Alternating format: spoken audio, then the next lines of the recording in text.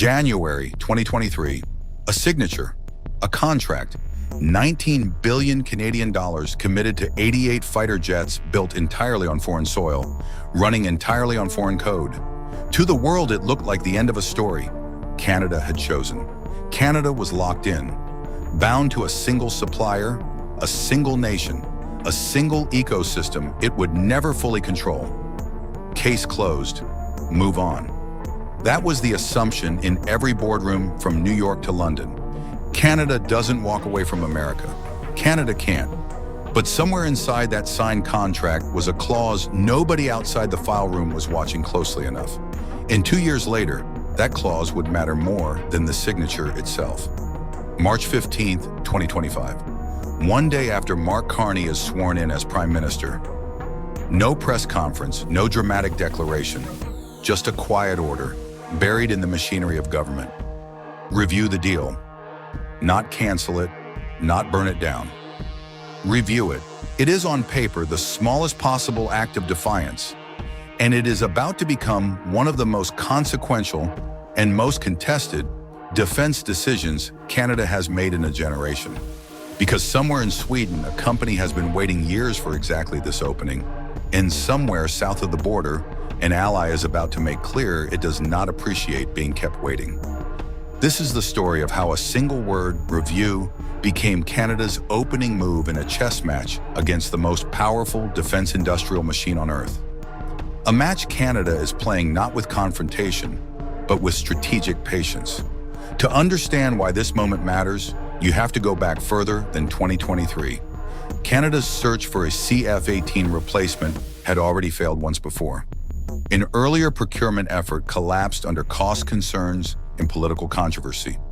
The Future Fighter Capability Project restarted the process in the 2000s with new requirements in an independent, competitive tender. One by one, the field narrowed. Dassault withdrew, citing Five Eyes interoperability and security constraints. Airbus exited, arguing the terms favored the F-35 from the start. Boeing's Super Hornet was eventually disqualified. By the end, only 2 aircraft remained standing, the F-35 and the Gripen. In 2021, they were scored head-to-head. The F-35 won decisively. In January 2023, Canada signed. So this was never a contest between equals. It was, by Canada's own internal measure, a landslide, which is exactly what makes the 2025 review so remarkable. Canada wasn't reopening a close call, it was reopening a decision it had already settled, because the ground underneath that decision had shifted. Here's the picture, cold and simple. Canada owed itself an air force. The old CF-18 fleet was aging out. In 2023, the answer seemed obvious.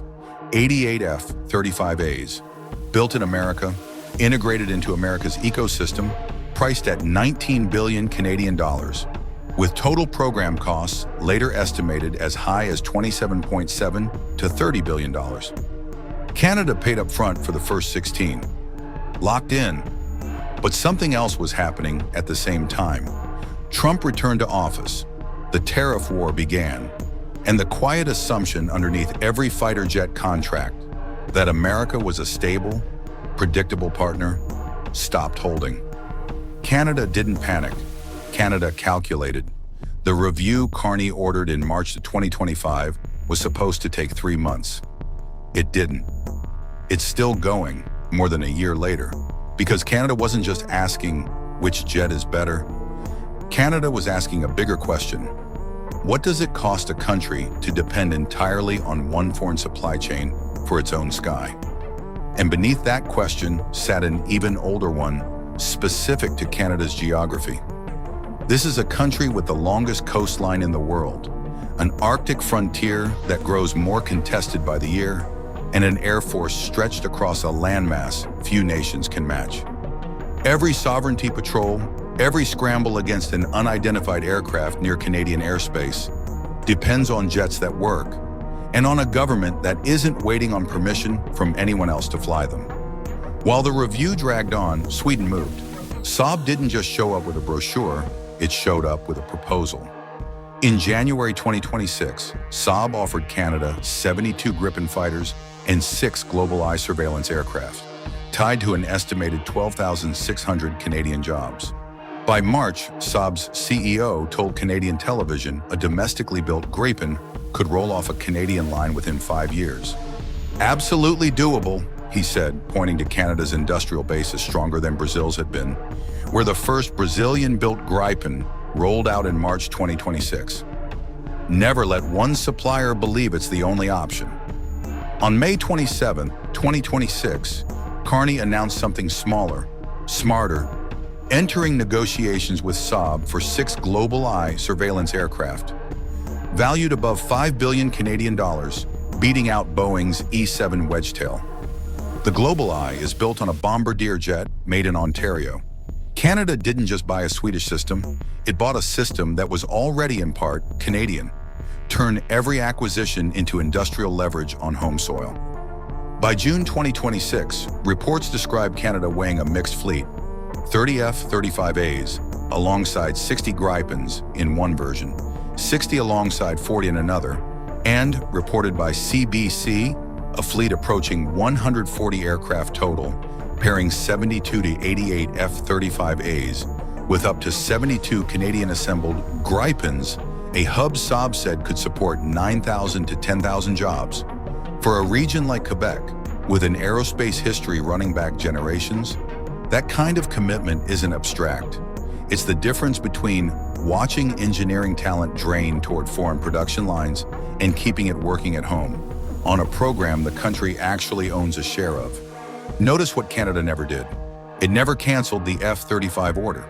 It kept its 16 committed aircraft, deliveries beginning in 2026, and kept paying for long lead components on more, quietly preserving production slots on both sides.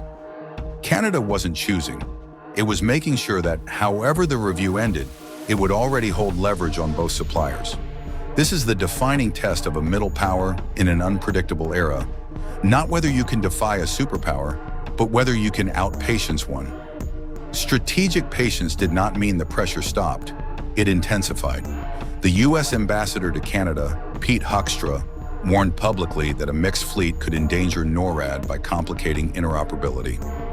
In August 2026, the Trump administration threatened fresh 50% tariffs on roughly $20 billion of Canadian goods, a figure that mirrors almost exactly the value of the contested F-35 order. It was hard watching the two numbers sit side by side, not to read one as a message aimed squarely at the other.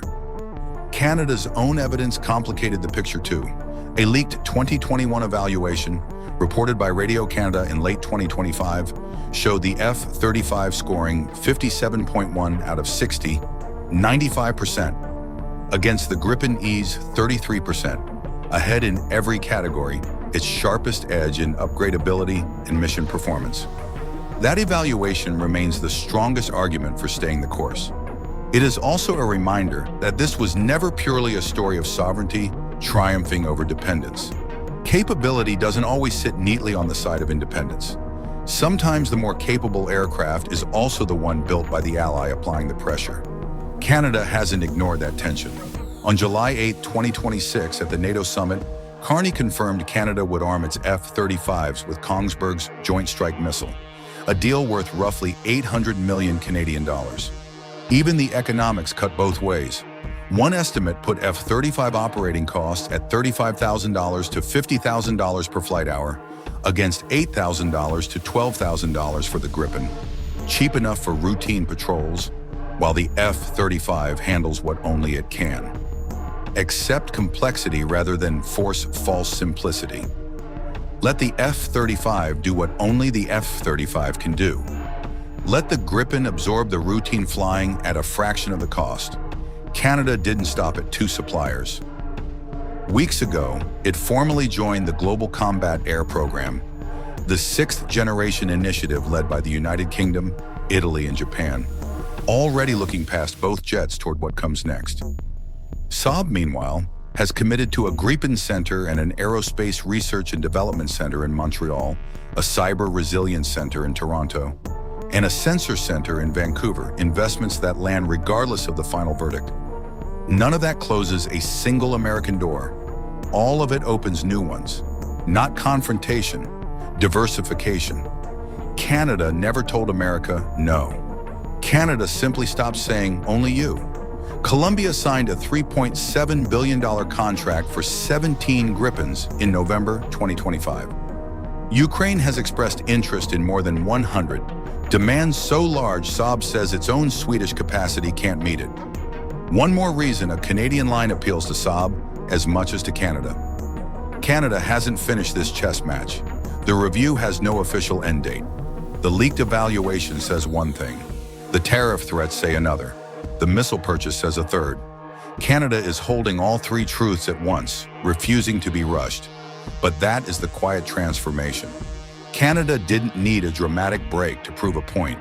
It needed patience, a second supplier, a third option on the horizon, and the discipline to let a multi-billion-dollar decision sit under review for over a year without flinching. Even as tariffs, evaluations, and missile contracts pulled the story in three directions at once. Strategic patience, it turns out, is its own kind of weapon. And Canada is still playing the long game.